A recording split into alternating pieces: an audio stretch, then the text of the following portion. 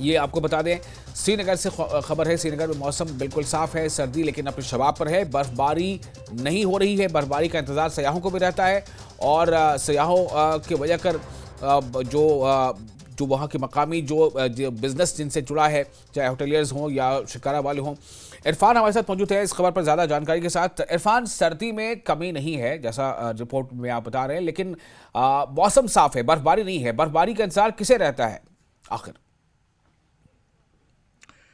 बिल्कुल विशाल, मैं बताना चाहूँगा कि आज मौसम बिल्कुल साफ है, विजिबिलिटी काफ़ी अच्छी है, लेकिन जैसा कि आपने भी कहा कि बर्फबारी जो है वो नहीं हुई है, बारिश नहीं हुई है, जिसकी वजह से जो मौसम खुश्क है और इससे कई तरह के नुकसानात भी हो सकते हैं। और जो सबसे ज़्यादा जो अगर बर्फबारी की बात कर ली जाए तो जैसा कि आपने बताया कि जो बर्फबारी है वो नहीं होती है, तो जो सयाह हैं वो जो लुत्फ़अंदोज़ होना चाहते हैं बर्फबारी से वो नहीं हो पाते हैं। तो सयाहों को जो सबसे ज्यादा जो है वो इंतजार जो होता है वो बर्फबारी का होता है।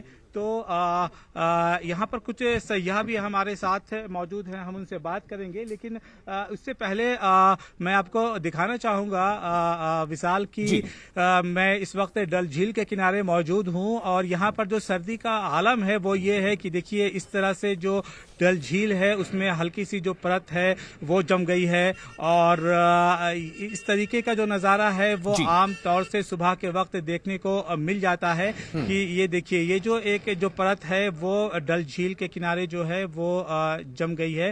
तो सुबह के वक्त में जो डल झील के किनारे इस तरह की परत देखने को मिल जाती है।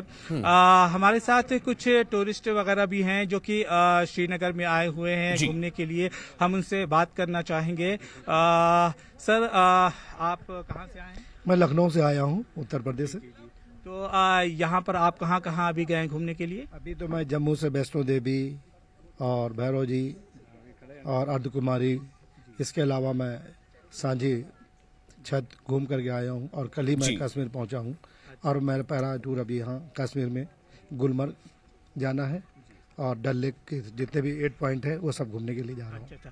तो यहाँ पर किस चीज़ का सबसे ज़्यादा आपको इंतज़ार है?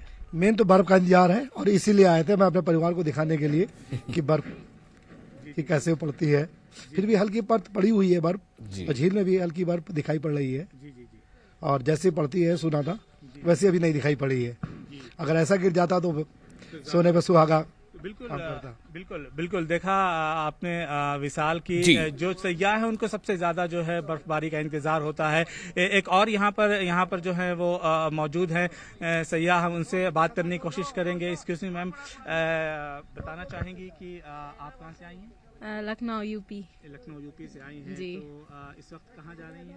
अभी तो डल लेक घूमने जा रहे हैं, उसके बाद गुलमर्ग जाएंगे। गुलमर्ग जाएंगे जी। तो बर्फबारी जो है वो देखने को मिली है? अभी तो नहीं, बट हाँ सोच रहे कि हो जाए हमारे जाने से पहले जी।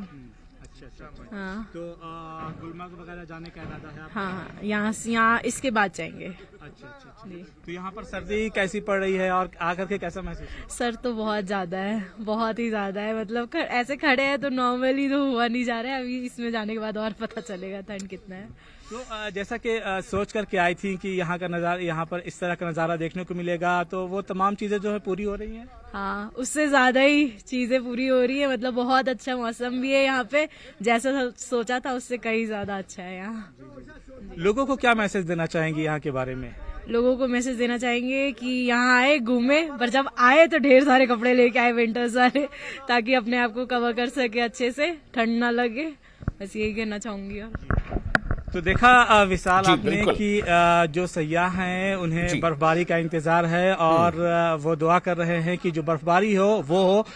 इसके साथ ही साथ विशाल मैं आपको ये भी बताना चाहूंगा कि देखिए जब बर्फबारी नहीं होती है या बारिश नहीं होती है तो इस वजह से जो यहाँ के मकामी लोग हैं और जो यहाँ पर जो लोग घूमने के लिए आते हैं उन्हें काफ़ी दिक्कतों का सामना करना पड़ता है, क्योंकि जब बर्फबारी होती है तो यहाँ पर जो मौसम है, जो सर्दी है, उसमें कमी आती है।